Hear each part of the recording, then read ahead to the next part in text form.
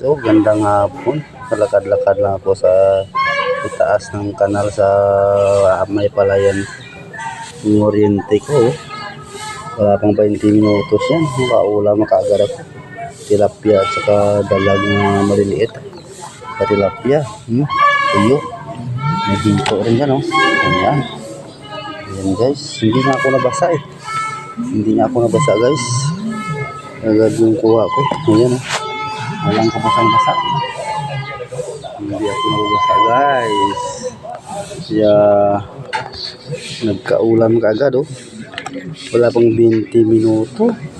15 minuto lang palakad-lakad ako doon sa kanal ko, sa palayan ko. Nagdala ako ng kuryente. Ito na kagad yung kuha ko. Ang dami talaga ng isda dito. Ayan, oh. Ang babaw kasi doon, kaya hindi ako nabasa, guys. Ayan.